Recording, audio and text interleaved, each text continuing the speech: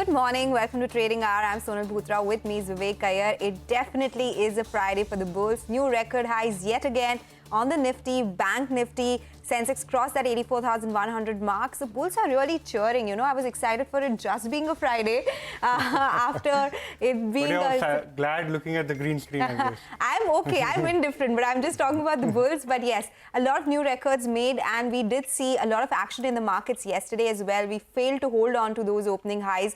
We closed in the red for the mid caps, off highs for the Nifty and the Bank Nifty as well.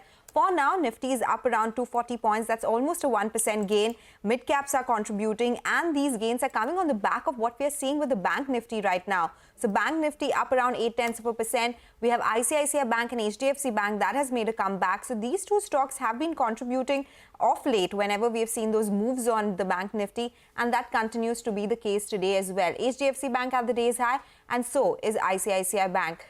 So looks like a good day so far. We'll have to see how the day progresses. But so far, the trend suggests after the strong handover that we got from the Wall Street that it could continue.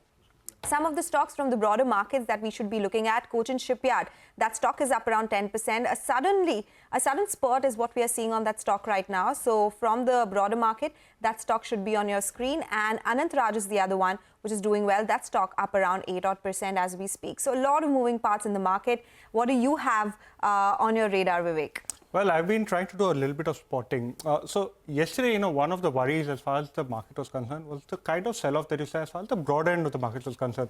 The mid-cap and the small-cap index yesterday saw significant sell-off. While they did recover intraday, what actually happened was that they still ended with cuts, and there was a lot of worry building up. So the good part today is, both the mid-cap index as well as the small-cap index, both of them are up almost 7/10 and 0.8% respectively. Today, there are some key events that we need to keep an eye out for. The first event, of course, is the fact that today is the FTSE rebal event. So FTSE, you're expecting a net inflow event as far as India is concerned, $1 billion of inflows. Remember, there are 13 additions to the FTSE All-World Index, and there are almost 48 additions to the All-Cap Index. Along with that, there will also be some weight changes as far as some of the larger constituents are concerned. So all of that, it's a net inflow $1 billion event, no deletions. The second event today, the fact is that there are also Sensex rebalance that are happening. So while there are no changes to the constituents, there are minor weight changes. And on the back of that, if you pull up a name like M&M today, that is seeing a certain amount of inflow. Bajaj Finserv also is expected to see some inflows. HDFC Bank and Infi, on the other hand, actually will see some outflows. And a couple of stocks on the radar, one that we'll discuss in much detail. Number one, ITD cementation, some news flow on that front, and Reliance Infrastructure getting debt-free, and then a fundraise coming in. So those stocks are in focus today. Okay, all right. So a couple of those names, of course, we'll discuss some of them in greater detail as well in just a bit. It's a good time to get chatting about the market fundamentals. Nilesh Shetty from Quantum Advisors is joining us now for just that. Nilesh, good morning. Thank you so much for joining in. It's been like that, quite choppy this week so far. But now, right now, we can say that Nifty is up for the week, and Bank Nifty too is contributing. Do you think with the Fed rate cut, that event being away, we will see some incremental gains coming in for the markets? What is your expectation in terms of earnings for this year? Yeah, I mean, the Fed event was actually priced much before the actual event. So I'm not sure after cutting the rates, you will see significant move. I mean, the market is sort of battling valuations right now. I don't think earnings is a question mark anybody has in India. I think the rough cut 15% CAGR kind of earnings growth is expected. There's nothing on the horizon which suggests there's going to be a dramatic slowdown to that. It's just that at the valuations that the market is trading at, can you make sort of double-digit returns, which you've made historically over long periods from equities? That is where the big question mark is. And at least our sense is at current valuations, you need to be careful as an investor. You can allocate a portion of your money, but you need to be careful. I think the market will provide better opportunities coming ahead. But at current valuations, you must perhaps allocate a small portion of your total savings. Nilesh, so that incremental allocation that you're talking about, where is it that you're finding valuation comfort? A lot of experts talk to us about private financials. Is that one space where you see some comfort? Yes, that is the most obvious sort of anomaly right now in terms of valuations, where a lot of these high quality banks are trading at substantially lower valuations than what we've seen them over the last 10 years. The reasons for that derating is cyclical in nature. It is not that there's something structurally wrong with Indian private sector banks. And as long as there is a large market of public sector banks, which market share they can continue to erode over a period of time, they should continue to grow at the same rate that they have grown historically and make the same kind of margins that they've made historically. So that is the most obvious sort of anomaly that we see in the market in terms of where you can find valuation comfort. But apart from that, you have to be very, very stock specific. Most of the sectors are trading far above their long-term averages. And that has been the consensus because we have seen it across sectors, the big moves, the big, returns that most of these sectors have given as well. In that case, Nilesh, you said bottom-up approach would be good. Where are you finding maybe some sectors where there is relative valuation comfort? Is it industrials? Is it some of these manufacturing themes that you're liking? What is it that you would bet on? Yeah, the industrial and manufacturing theme is perhaps the most expensive in the market right now. There is nothing which suggests these companies will grow at the rate that the valuations demand from these companies. I mean, it's similar to the valuation that we saw in the 2003 to 2007 boom, while the earnings are growing at half that rate. So that is actually a space we have zero allocation to. Selectively, we found, at least over the last sort of 6 months, names in sort of insurance companies, a broking company that we continue to hold and like in terms of valuation, a general insurance company that we sort of have liked over a period of time. And that is where we found some valuation opportunities come through. There was a consumer durable company that we added to the portfolio, which has done well for us. But apart from that, it's really been a period of selling for us where we've trimmed most of our holdings. Nilesh, could you just hold on? Our colleague Hormaz right now is putting the focus on Vodafone Idea. Yesterday was a very news-heavy day, a body blow for as far as Vodafone Idea is concerned. Hormaz, over to you. What is it that brokerages have to say? Brokerages are having a pretty mixed picture when it comes to Vodafone Idea. I was surprised that Nomura came out with an upgrade on the stock after what happened yesterday. They upgraded it to buy from their earlier rating of neutral, although they've kept the price target same at 15 rupees. What they're saying is that the worst is behind them, and after the fall that the stock had yesterday and the fall that it has had from the highs, and couple that up with a strong industry outlook, it presents a good opportunity to buy the stock at these levels. On the flip side, Goldman Sachs is saying that they are not building in any liabilities, AGR liabilities in their base case scenarios for now. But what it has done is the Supreme Court verdict has done is that it has increased one of the two probabilities. One being the fact that there might be larger or more frequent tariff hikes from Vodafone Idea, and two being that this might result in more market share gains for Reliance Jio and for Bharti Airtel. And in case there is no support from the government on the AGR front, Vodafone Idea's free cash flow is likely to remain negative until FY31, and this is something that they had highlighted in their note on the 6th of September as well, with their price target of 2.5 rupees on Vodafone Idea. UBS is saying that now the Supreme Court verdict has reduced the probability of an outright waiver on these AGR dues by the government, but they are not ruling out an equity conversion or a deferred payment, which is something that has happened before as well, and hence they have retained their buy recommendation on Vodafone Idea. CLSA is saying that if there is no AGR relief, Vodafone Idea may face some financial crisis in the second half of FY26 or in FY27, and they are factoring in an AGR risk of 7 rupees a share on the downside, and they have retained their underperform recommendation. However, for Bharti Airtel, they say that this AGR risk is lower, which is almost 3% of their fair value, or 62 rupees per share on this, and they have retained their outperform stance on this. And Macquarie has a very interesting take here, saying that if there is no relief on the AGR front, it will take around 25 to 30 years for Vodafone Idea to organically repay their dues, and they are continuing to see some market share erosion for Vodafone Idea with a meaningful risk of equity dilution going forward, and hence as a cascading effect on Indus Towers as well, they believe that the the core earnings for Indus Towers may have already peaked. So mixed opinion coming in on the brokerages, at least for Vodafone Idea. The stock continues to remain choppy in today's session. Yes, it's lower. Thank you so much, Hormaz, for joining in today. The low today on the Vodafone Idea stock was 9.79, so it did touch that single-digit mark as well. Nilesh, what do you make of the entire telecom space? Generally, were you bullish on this, and now do you think with this ruling coming out, it again talks about two major players in the telecom market? Yeah, the telecom space has technically been a 2.5 player market for a long time now. And it's really surprising they've not taken price hikes much more aggressively. It's highly dependent on the largest player in the space. As long as whenever he wants to take a price hike, the industry will follow through. It is one of the few sectors where earnings visibility remains very, very high. It's unlikely that tariffs will not move higher from current levels. But again, there has been a significant up move in that space over the last sort of year. And we hold a position there. And company is starting to get expensive, irrespective of the price hikes that you factor in. So it no longer offers the valuation comfort that it was offering a year ago if you wanted to allocate to that space. Understood that, Nilesh. Thank you so much for joining us, and thank you so much for your time today. Now, moving on, one particular stock that's doing very, very well in the session today is IT cementation. So what we've done is, we've culled together all of the data, all of the news flow that has come in this particular name. We also have some fresh source-based information today that's also keeping the stock perked up. Now, IT cementation, the entire story started in July 3rd, 2024. July 3rd, the company informed the exchanges that the promoter entity, which is ITD Thai, Thai-based company, wanted and expressed its intention to divest its stake as far as the Indian listed entity was concerned. And remember, they held close to 46.64% stake in the company, and they continue to do that. Now, remember, on August 1st, our colleague Yash had broken a story saying that KEC International, again a listed entity in India in the same space, had emerged as the front runner, and along with KEC International, there were two other players, one domestic and another foreign player apart from KEC International, were also in the race.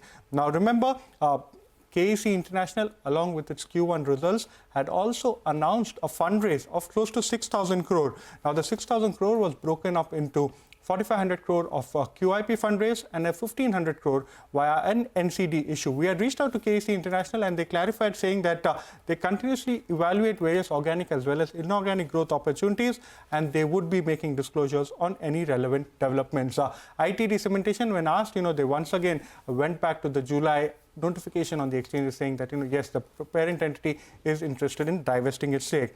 Now, today, what we are picking up from our sources is that the Adani Group is keen and has joined the race to go ahead and acquire a controlling stake in IT cementation. We reached out to the Adani Group. So far, we haven't received any comment from them. But let's have a look at the deal math. The current market price is close to 550 rupees a share. So the market capitalization of the company works to close to 9,500 crore. So any potential buyer, now remember, given the fact that they would be acquiring a controlling stake, so along with the offer that they would be making to the promoter entity, they would also be required to make an open offer to go ahead and take controlling stake in the company. So the parent stake sale of 44.5% works out to a little over 4,430 crore. The additional 26% open offer is close to 2,470 crore. So the buyer at this rate, at the current market price, will need to shell out close to 7,000 crore, 6,900 crore at the current market price of 550 crore to go ahead and acquire IT cementation. So it's a large deal as far as the civil engineering space in India is concerned. It'll be interesting to know who exactly gets this particular asset. Yes, the battle will continue, and there's been a lot of chatter on ITD cementation in general as well. Thank you for making sense of that deal math, Vivek. But with that, we'll do one thing. We'll slip into a short break. When we come back, we'll discuss commodities with Manisha Gupta.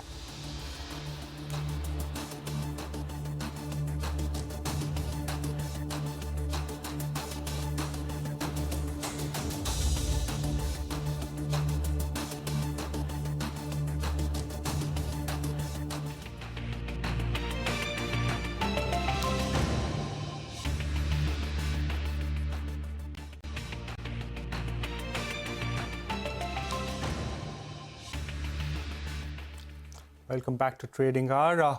Let's now shift focus to the commodity space. Manisha joins us, and today we are focusing on crude. Thank you for that, Vivek. Well, yes, markets are still assessing the US Fed rate cut and the expectations going forward in this year. But most of these commodities also seem to be starting moving to their individual fundamentals right now. So even with a bit of a profit taking that you can see on your screens, we are still holding around 74.5. And this is after almost seeing a 69 and below kind of levels in this month itself. Well, the support comes in on the fact of expectations of better demand now coming in, especially ahead of winters from Europe and US as well. And much of Gulf of Mexico output is still shut nearly 10% post Hurricane Francine. So that has been supportive as a price premium there. Apart from that, with what's happening in the Middle East and the escalation in sense of concerns there, especially with Hezbollah explosions that we've seen in sense of radios and pagers, that seems to be adding some price premium also. Remember, Middle East is the place where you get almost 30 to 35% of your oil. As of now, there are no supplies impacted. But with the way the things are moving on, the developments are happening, there is a concern about supply disruption, and that is a premium that we see holding in case of prices here. Also, when you look at the US inventories, while there was a increase in US crude inventories, but there was a decline in product inventories, suggesting that the demand there also seems to be improving, and all of that can be seen in prices. Okay, so some Friday cheer for crude, Friday cheer for markets as well. But Manisha, are you also contributing to the Friday cheer that we're seeing for iPhone 16 sales? Not yet. We'll let it settle. It has to settle. There's a lot of crowd there, but thank you so much for joining in today. So that's the update on crude. Hope you have a great weekend ahead, Manisha. But we'll slip into a short break. When we return, we'll discuss market technicals with Mitesh Thakkar and also discuss their top trading bets.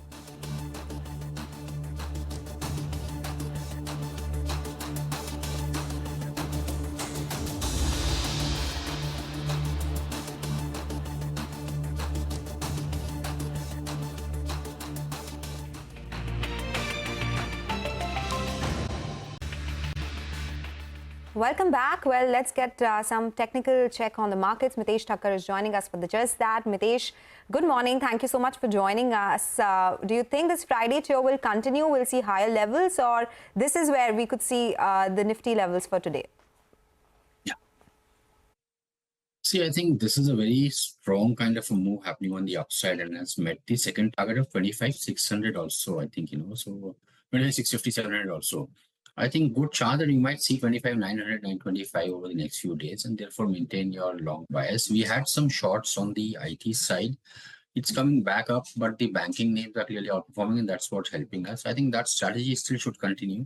Look at trade on possibly IndusInd Bank, which is slightly subdued today. That would catch up. The structure is good. So buy here with a stop at 1469 for targets of 1520. And the other stock is Bajaj Finserv, which I would recommend buying with a stop at about 1887 for targets of 1945. Thank you so much, Mitesh, for giving your view on the index as well as your top picks. But moving on, a bit of a setback as far as Lupin as well as Zydus Life Sciences is concerned. A setback, as far as the Supreme Court or court verdict is concerned on generic version of Mira background. Ekta joins us, with more details on the same.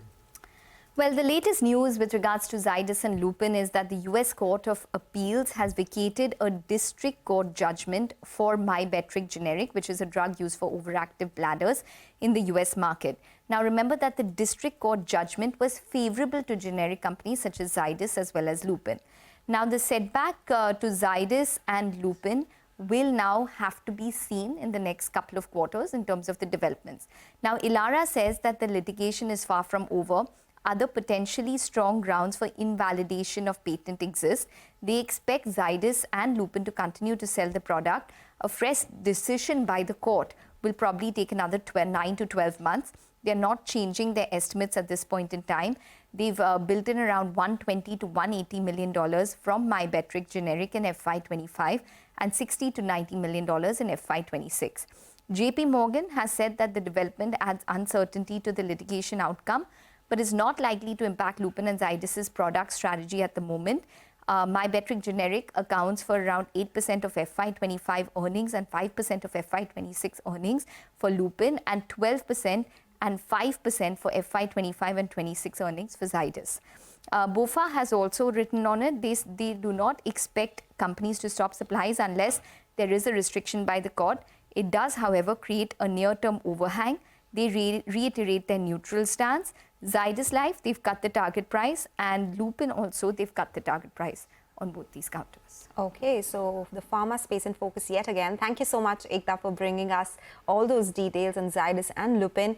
It's time to take a short break. We'll put the spotlight on the energy space, the new energy transition that is. Gauri Johar of S&P Global Commodity Insights will be joining us to discuss that. Stay tuned.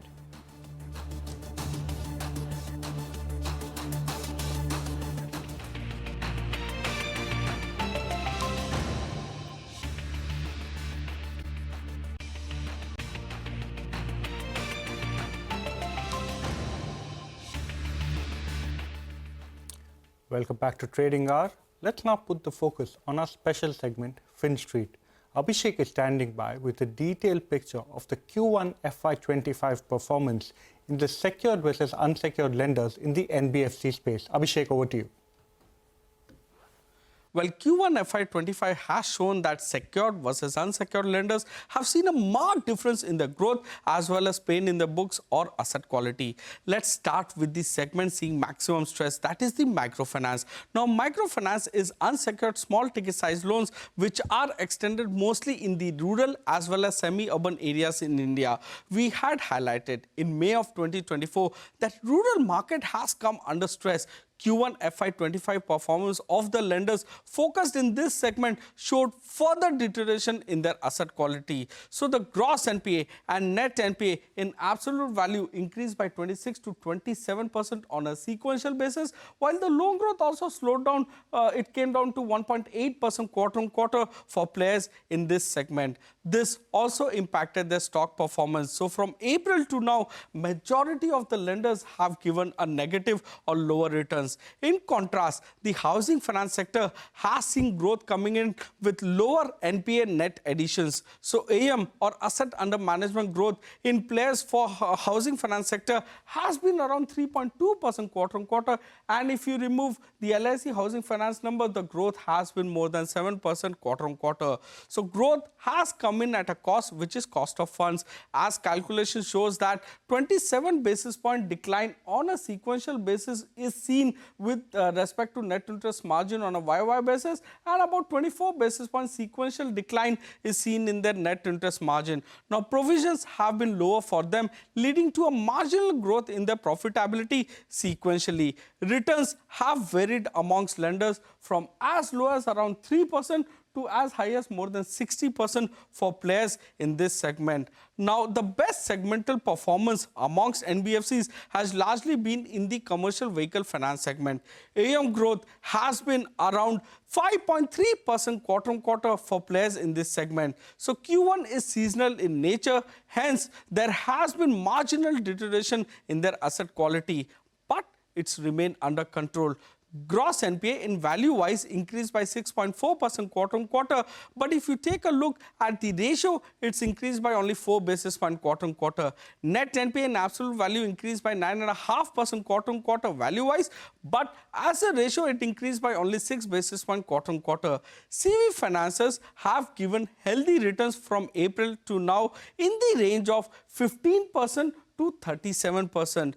Cholamandalam, on a one-year forward basis, has become the most expensive or valued firm amongst NBFCs. In fact, if you compare all these performances with the Nifty, the index has seen only 11.5% gain over here from April to now. So let's take a look at some of the other highlights in this segment. In last 5 to 5.5 months, from the highs, Nifty has given a negative return of around 1.9%, while Fusion Microfinance, Jana Small Finance Bank, Ujjivan Small Finance Bank and many other players focused in the MFI segment have given a negative return of more than 20% on an average. Secured lenders, on the other hand, have largely given single-digit negative return between -6 to -9% from their highs. From the lows, Nifty has given a return of around 17%, while MFIs have largely given return of less than 11%, except for ESAF Small Finance Bank.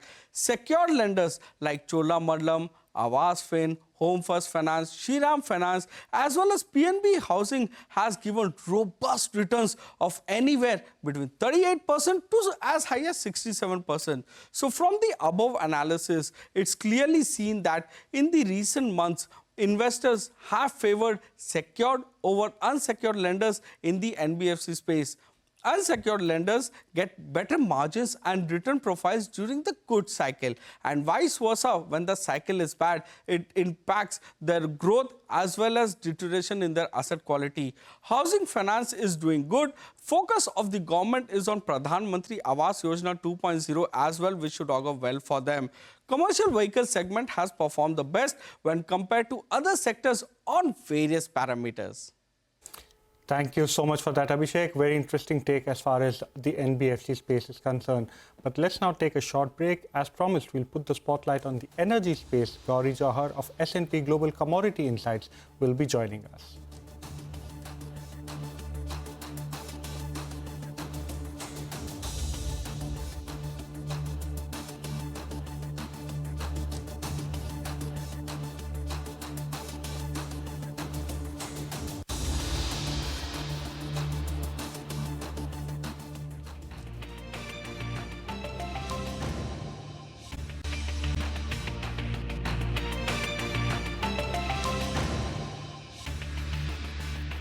Welcome back. It's time to focus on India's energy sector. India is the world's fastest growing major economy and energy demand is on the rise, thus making energy security paramount. S&P Global says India needs to strike a balance between energy security, affordability and sustainability, and there is a need to aggressively invest in new sustainable technologies. To discuss more on this, we are joined by Gauri Jauhar, Executive Director of Global Energy Transitions and Clean Tech Consulting at S&P Global Commodity Insights. Gauri, good morning. Thank you so much for joining in.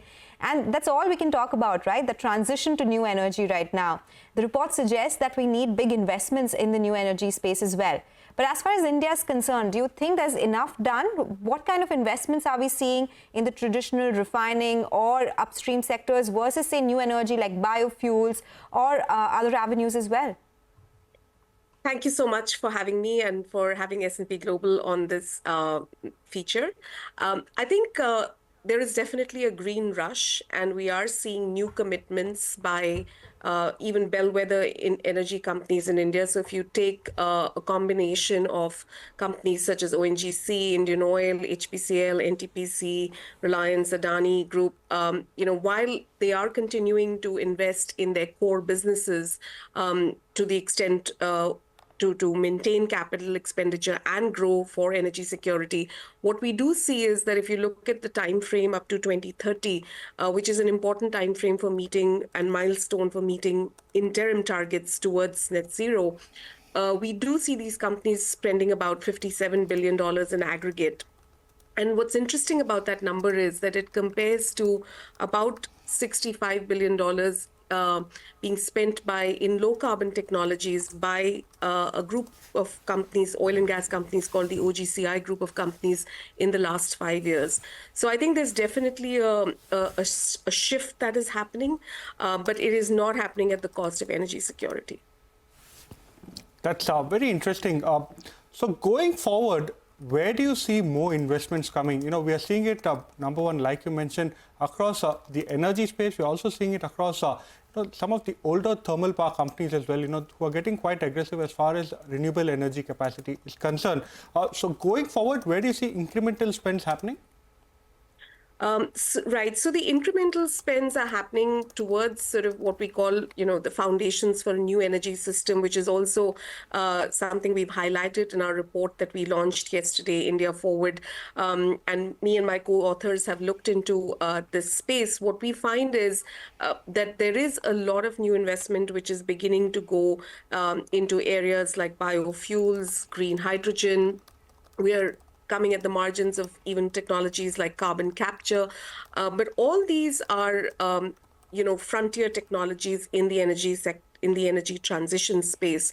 And they will need a lot more of government policy push, a lot more incentives, mandates to create new markets, to create the demand for these new markets.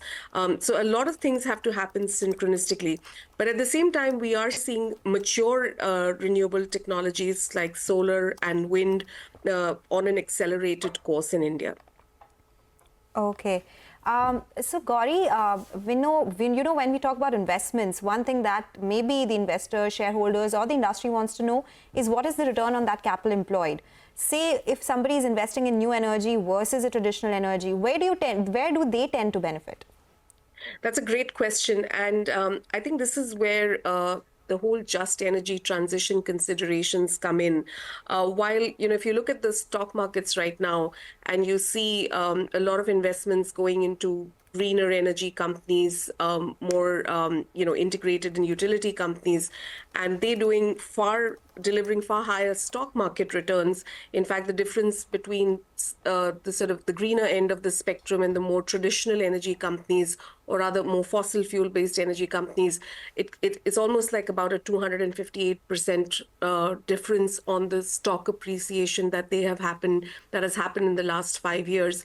But if you see the returns on capital employed, which is returns based on the balance sheets and the income performance, the net income performance, we see that difference actually tilts in favor of the fossil fuel based companies, wherein they deliver on average about 8.3 percentage points higher than the green energy companies. And this is where I think this underscores the need for that balance that we talk about in our report between energy security and energy transition, that while this new energy system is coming into place with newer just energy transition technologies, we're still not quite there in delivering the types of rates of return on capital employed that the fossil fuel-based energy companies have delivered.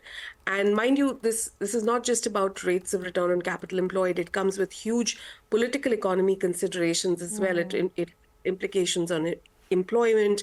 It has implications on, huge stocks of capital which have already been committed. So how do you unwind that and replace it with a new energy system is I think, a work in progress. And a lot more thought has to be given to how this transition will happen in a just manner as well. Very good point. See, also you've mentioned, while it's a work in progress, India actually has gone ahead and given a very strong commitment as far as becoming net zero. Along with that, what we're actually seeing is that on ground there is quite a lot of competitive intensity as far as the renewable space is concerned, and some of the tariffs that we're seeing getting discovered at the recent bidding have been very low. So going forward, do you see a path to profitability or sustained profitability for some of these players? And can some of the players actually survive? Because in the past, we've seen some of the players, especially in the power space, actually struggle to even survive. Yes, it's a very relevant question, because I think, as you rightly said, that there is a pressure on returns. As we've seen, there's a difference wherein they're not, stock market returns are not being reflected in actual returns on capital employed.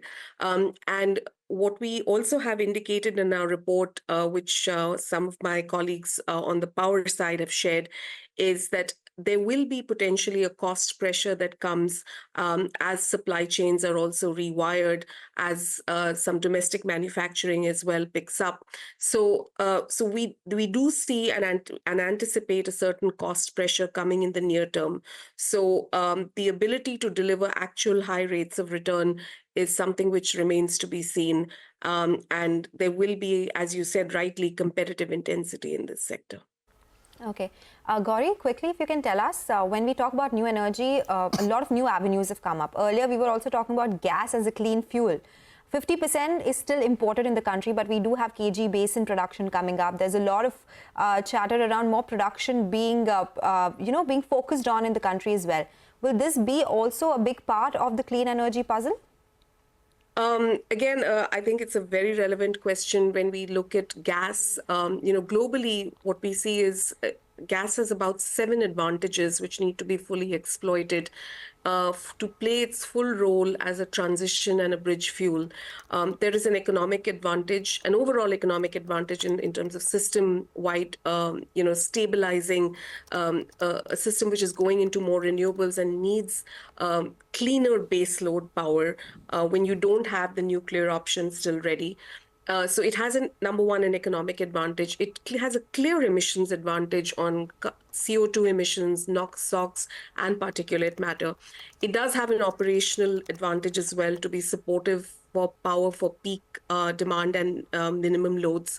It has a coupling advantage. It has an optionality advantage of sort of quicker building and shorter lifespan adaptability to future technology and also policy changes. It has an energy security advantage, and it also offers a decentralized advantage wherein off-grid renewables and gas can offer flexible and in some cases even cost-effective power solutions when you compare it to things like displacement of diesel-based gensets, for instance, in both developing and developed markets.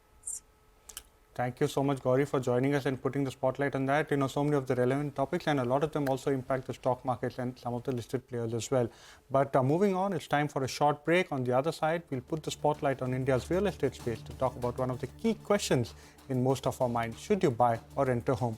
Anuj Puri, chairman at Anarock, will be joining us. Stay tuned.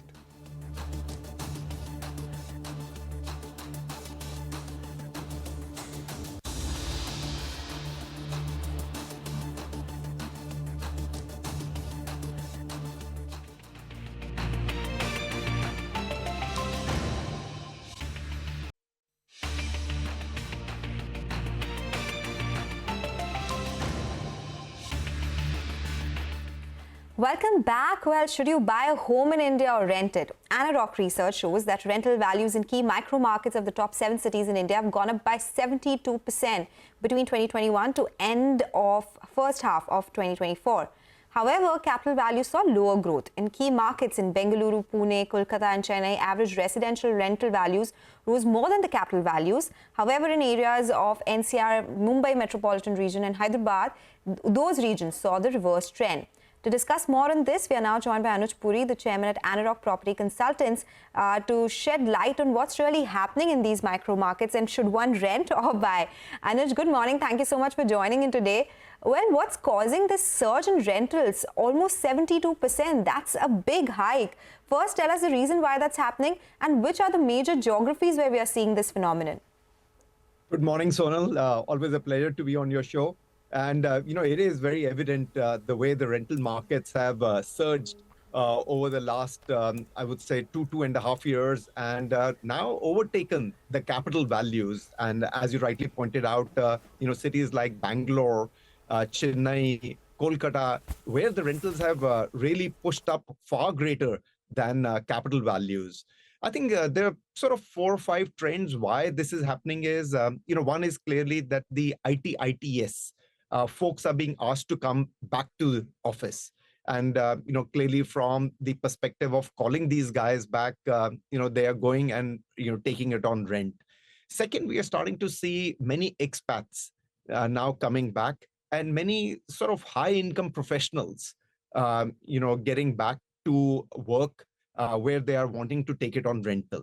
I think the biggest thing is that there aren't those many ready to move in apartments for sale as compared to rentals. And, people are wanting to live in good locations, in premium buildings. They're making good salaries, as a result of which they want to live more comfortably. And because they're not being able to find anything that is ready to move in, to buy, they are renting it out. And that's really pushing the rentals up. Anuj, what you just mentioned makes a lot of sense, especially, in an ITS dominated city like Bangalore or maybe even Hyderabad. When it comes to Bombay, you're also seeing quite a lot of redevelopment activity happening. And at least during the time of the redevelopment, we understand that a lot of existing homeowners are looking to places on rent.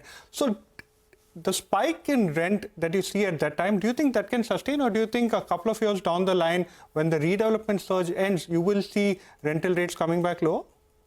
Hi, Vivek. So, Bombay is a little different to the rest of the markets. The trend that we are seeing on the rental growth is largely where ITS is dominated, as I said, is, Pune, Bangalore, and for that matter, even Calcutta, where we are starting to see a lot of the IT companies going into Rajarhat. I think Bombay, you're right. Much of what we are seeing in the suburbs and South Bombay on the rental activity is a push coming in from the redevelopment. But I must say is that the overall impact is less than 5% of the people who are getting displaced due to the redevelopment of the societies and taking it on rent. So I dare say, Vivek, that that is a criteria which is really in any meaningful way pushing up the rentals. I do agree that it adds to it, but the larger perspective remains is that people are getting back to work. They were there back in their tier 2, tier 3 hometowns. Most of the corporates are asking at least 2 or 3 days in a week for them to come back to the office and operate, as a result of which majority of these guys are now being forced to come back to their tier 1 city and rent it out. Who would know that coming back to office would prove to be costlier after a while, right? But Anush, do you think this would be a sustained trend? Rentals have shot up now. That's a near-term demand push that we've seen. But do you think that phenomenon could continue? And if it does, what does a person who wants to rent do? They should just go ahead and buy. Is there some math to it? I think there are 4 or 5 things, because rent versus buy is a big decision. It's always nice if you own your own home, but it does come with some challenges. The biggest one is the affordability. That whether you have that kind of capital to be able to put together in buying a home. Second is flexibility. Many of these professionals do move cities, do move jobs, and hence they're not really wanting to buy a home. So, if you are one of those professionals who is really not sure whether you want to stay in the same city, then I would say is, flexibility should be looked at it. From a taxation perspective as well is, many times it's better to take it on rent because the full HRA is really allowed, and you don't get that flexibility in if you are owning a home. But I must say, Sonal, the biggest decision really rests on wealth creation. Most of the Indians, and rightfully so, we've seen in the past as well, are looking at that aspect and wanting to buy. So clearly, we've seen in the last 3-4 years as well, through the pandemic, that the wealth creation on the residential side has been very stark. And hence, we're seeing many of the younger professionals, the average age of home buying, say about 20 years ago, was in the mid-40s. It's come down to early 30s. So clearly, the young professionals are saying is, this may be another way of creating wealth and also have stability in life. And that's where I think is the decision is, do you want that, or do you want the flexibility? Depending on that, and depending on whether you have the money to be able to put through, the rent versus buy options can be worked out. Of course, it would depend on each buyer's or the person who's renting's financial situation and other aspects of life as well. Anuj, last question before we let you go. I request you to keep it short.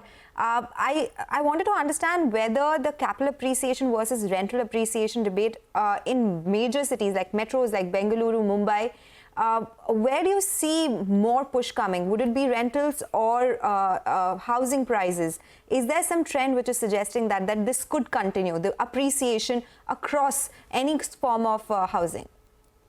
So my thought is that the capital values will appreciate, but they will appreciate now in single digit. We have seen double digit capital appreciation over the last 4 years. My guess is that going forward, it will be single digit appreciation. So at some stage, you will start to see is rentals stabilizing and not increasing, and capital values only increasing by a single digit percentage to match both of them. Okay, all right. Anuj, thank you so much for joining in today. So that is a very interesting debate to have with no clear answer, but it's good to have the debate. Thank you so much for joining in with all those insights as to what's happening to rentals right now, they're surging and how, and with the home prices as well. But Vivek, with that, we have to wrap on the show with the news that markets continue to soar. We have the Nifty sitting at a fresh high. It is up around 290 points as we speak. Sensex above that 84,100 mark. Mid-cap participating as well, and it's the Bank Nifty which is contributing and how to the gains that we are seeing. With that, it's a wrap on Trading Hour, but stay tuned. Halftime report is up next.